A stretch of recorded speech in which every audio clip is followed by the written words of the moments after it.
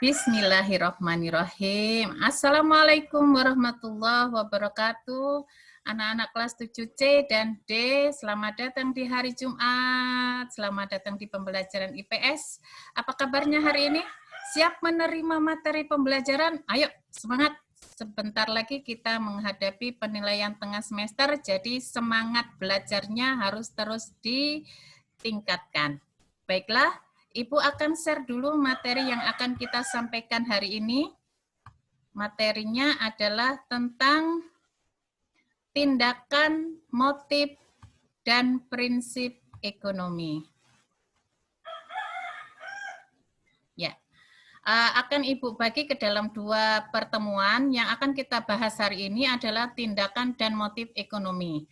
Tujuan pembelajarannya sesuai dengan judulnya, yaitu mampu memahami prinsip apa itu tindakan dan motif ekonomi.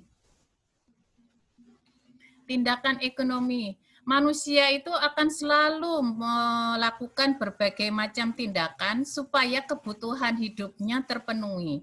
Dan yang diharapkan dari berbagai macam tingkatan yang dilakukan manusia itu bisa mencapai kesejahteraan dan kemakmuran bagi dirinya. Setiap orang mencapai kata sejahtera dan kemakmuran itu berbeda-beda pemahamannya. Nah, maka dari itu kita harus tahu bahwa setiap tingkah laku yang dilakukan oleh manusia itu akan menuju ke tindakan ekonomi. Jadi tindakan ekonomi itu adalah setiap usaha manusia yang dilandasi oleh pilihan yang baik dan paling menguntungkan dalam memenuhi berbagai kebutuhannya. Karena tujuan untuk mencapai kemakmuran, maka apa yang bisa dilakukan manusia itu setidaknya dia menguntungkan bagi dirinya dan pemenuhan kebutuhan kehidupan kebutuhan sehari-harinya. Nah, sekarang supaya kegiatan ekonomi itu bisa mencapai tujuan yang baik, maka kuncinya itu harus bisa mengendalikan, nih kata kuncinya ya, mengendalikan laju perkembangan ekonomi di dalam hidupnya, sehingga antara pendapatan dan pengeluaran itu bisa dikontrol sedemikian rupa. Pengeluaran harus lebih sedikit, sedangkan pendapatan harus lebih banyak. Maka itu yang dinamakan dengan kemakmuran. Tindakan ekonomi yang dilakukan setiap orang itu harus penuh dengan tanggung jawab, kejujuran, dan santun. Nah, sekarang ada dua macam tindakan ekonomi. Yang pertama bersifat rasional dan yang kedua bersifat irasional. Bersifat rasional itu sesuai dengan akal sehat. Orang memikirkan apa-apa yang dilakukan, kemudian tindakan apa yang nantinya ketika dilakukan itu menguntungkan bagi dirinya atau merugikan. Nah, itu dipikirkan sedemikian rupa. Itu dinamakan tindakan ekonomi rasional. Nah, ciri-cirinya tindakan ekonomi rasional itu adalah yang pertama, tindakan ekonomi itu tidak memperoleh kepuasan maksimal hanya dengan pengorbanan minimal. Bisa dipahami maksudnya ini? Artinya bahwa ketika orang memperoleh kepuasan, maka pengorbanan itu juga harus besar. Dan nantinya kalau pengorbanan itu besar, hasil yang didapat jauh lebih besar. Yang kedua adalah tindakan ekonomi itu didorong oleh suatu kepentingan. Nah, jadi tujuan awalnya seseorang melakukan tindakan ekonomi rasional itu apa? Nah, karena ada tujuan yang ingin dicapai oleh manusia, maka dia harus berusaha. Nah, dorongan usaha yang dilakukan itu berarti ada kepentingan dari tujuan awal dia melakukan tindakan ekonomi. Yang kedua, tindakan irasional adalah setiap tindakan ekonomi yang dilakukan manusia. Perkiraannya sih mendapatkan keuntungan, tapi kalau misalnya tidak mendapatkan keuntungan, maka ada hal-hal yang bisa dirasakan dia mengalami satu kerugian. Contohnya seperti ini ya, orang tua kalian memberikan satu peraturan bahwa kalau hari Sabtu boleh memainkan game, main game sepuasnya, gitu ya. Nah, itu kalau dilakukan secara teratur, orang tidak akan mengalami kesulitan apapun karena memenuhi dari peraturan yang dilakukan, peraturan yang ada. Tetapi apabila seseorang itu melanggar peraturan itu, ya yang dimainkan akhirnya tidak 1 minggu 1 kali, bahkan berkali-kali, maka ada beberapa kerugian yang dilakukan karena sudah sangat menyukai gamenya sampai lupa waktu. Akhirnya apa kerugiannya? Nah, ini yang sering kalian lakukan. Kalian mulai mangkir, tidak mengerjakan tugas, tidak bisa bersosialisasi dengan orang. Kemudian kalau misalnya pulsa datanya habis, mulai berusaha untuk memenuhi pulsa data tersebut dengan berbagai cara. Nah, kemudian misalnya ngambil uang tabungannya sampai habis. Nah, itu adalah tindakan yang sia-sia, maka tindakan itu dinamakan tindakan irrasional. Jangan dilakukan ya, ikuti peraturan yang ada di rumah, maka kalian akan bisa memenuhi setiap tindakan irrasional itu menjadi tindakan yang rasional. Yang kedua, materi kita tentang motif ekonomi. Motif itu berarti alasan, ada sesuatu, itu namanya motif. Jadi motif ekonomi itu adalah keinginan atau alasan yang mendorong manusia untuk melakukan tindakan ekonomi.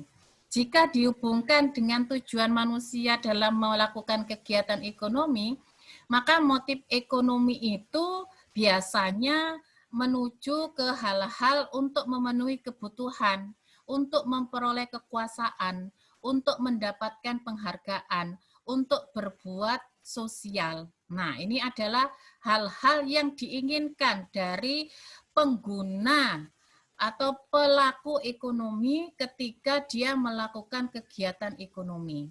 Nah, coba kita bahas satu persatu ya. Motif ekonomi yang pertama itu adalah untuk memenuhi kebutuhan manusia. Hal dasar karena setiap manusia itu harus memenuhi kebutuhannya, maka dia harus bekerja, maka dia harus memperoleh penghasilan. Aktivitas yang dilakukannya itu adalah untuk tujuan dia mencapai satu kebutuhan yang stabil, yang normal, yang sejahtera menurut kacamata dalam keluarga tersebut. Itu dinamakan motif untuk memenuhi kebutuhan. Nah, kalau untuk memperoleh kekuasaan berarti ada hal lain yang lebih dari apa yang dilakukan manusia. Selain untuk memenuhi kebutuhan, manusia itu juga pengen untuk diakui bahwa dia itu bisa mengembangkan kegiatan usahanya, yang usaha yang dilakukannya itu menjadi satu bentuk kepuasan dan pujian yang diterima. Motif untuk mendapatkan kekuasaan ini umumnya dimiliki oleh pedagang besar. Misalnya, pedagang besar itu kan sudah memperoleh hasil yang luar biasa besar, kekuasaannya di lingkungannya juga diakui orang, tapi dia akan lebih memiliki keinginan menghasilkan barang dan jasa itu supaya bisa disukai jauh lebih banyak oleh konsumen, sehingga dia bisa menguasai pasar dengan baik. Sistem monopolinya di situ, maka dari situ dia memperoleh keinginan dan memperoleh kekuasaan dari hasil usahanya. Yang ketiga, motif untuk mendapatkan penghargaan. Ini pengen dapat pujian ya, pengen dapat piagam. Tapi tidak hanya itu saja ya. Jadi status sosial di masyarakat kalau misalnya orang itu sudah bisa mencapai kemakmuran yang lebih daripada rata-rata kemakmuran masyarakat sekitarnya, maka dia akan memperoleh penghargaan karena rajinnya, karena ketekunannya, karena usahanya yang luar biasa, itu semua adalah bentuk penghargaan berupa pujian atau penghargaan berupa statusnya di masyarakat itu bisa lebih tinggi. Nah, misalnya saja seperti ini, manajer atau pengusaha itu ketika sudah bekerja keras, dia akan memperoleh kemakmuran dan keuntungan. Jelas itu dicapai ya. Tapi jika pengen dia dianggap sebagai manajer yang handal, maka dia harus bisa lebih tinggi lagi untuk mencapai ketentuan yang diharapkan. Nah, jadi selain mendapatkan penghargaan, dia bisa mengaktualisasi dirinya. Oh, saya ini adalah sebagai pengusaha yang hebat. Saya ini sebagai manajer yang tangguh. Nah, itu aktualisasi, bentuk penghargaan terhadap dirinya dan orang lain ketika usahanya itu dilihat positif di mata orang lain maupun dirinya. Yang keempat, motif berbuat sosial. Ingat bahwa manusia itu sebagai makhluk sosial, jadi saling membutuhkan. Orang yang lebih tinggi tingkatan ekonomi itu punya keinginan, punya hati untuk bisa berbagi kepada orang yang ekonomi jauh di bawahnya.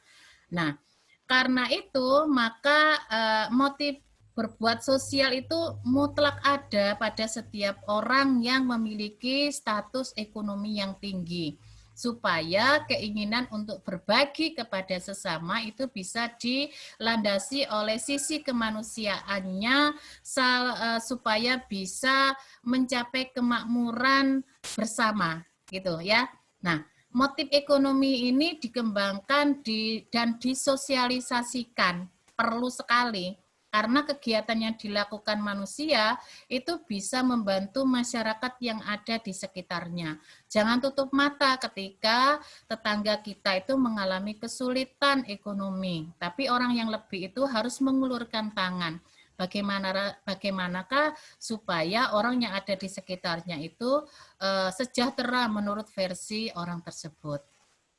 Ya. Nah, contoh-contoh kegiatan penunjukan sebagai status sosialnya itu adalah menyantuni anak yatim piatu, menyumbangkan barang, uang, atau tenaga kepada korban bencana alam, kemudian menyisihkan tabungan untuk membantu sesama teman yang tidak bersekolah karena tidak mampu membayar biaya sekolah.